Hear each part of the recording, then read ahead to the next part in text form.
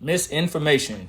They say it's the most deadliest thing that a human being or a group of people can experience. And I do tend to agree with that in large part. I think misinformation can be deadly, more so than not. I believe that majority of human beings' nature is learned, and a few exceptions to the rule is something they're born with. So, for example, I'm born with how I look, right? In terms of my outer appearance, but I had to learn majority of everything that compiles of me today. So right now I'm speaking the English language. I was not born to speak English. I had to learn it. So these are things, learned behaviors when they're misinformed and unhealthy habits. I think this causes a lot more friction, and there's so many facets of life that I don't have time to get into. It's only 3 minutes, but it doesn't matter if it's religion, politics, whatever it may be. There's so many subjects that people are misinformed on, and the sad thing about it is human beings do such a poor job of listening to other perspectives and understanding other perspectives on top of that, that they'll never fully grasp in their lifetime outside views that are different than what they were learned or taught to believe in.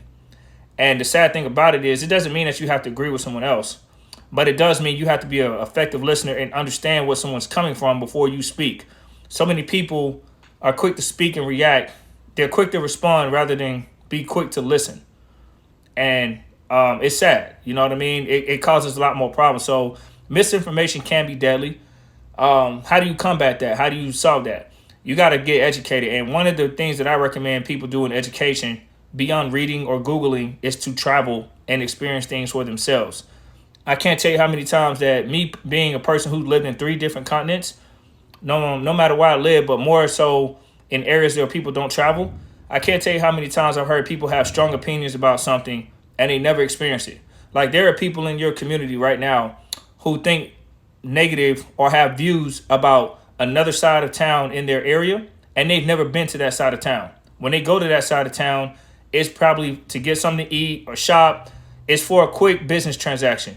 They have not immersed themselves in that part of their town, and the most exposure they get is the news media. Guys, that's not enough. Reading is a step up from that, but even reading is not enough. There's nothing like travel, because when you read a book, there's a lot of context of physical atmospheres that you will never see.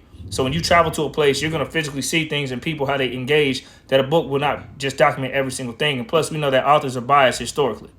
So I encourage people to travel, whether it's close proximity or far proximity, and go in with an open mind to listen rather than respond.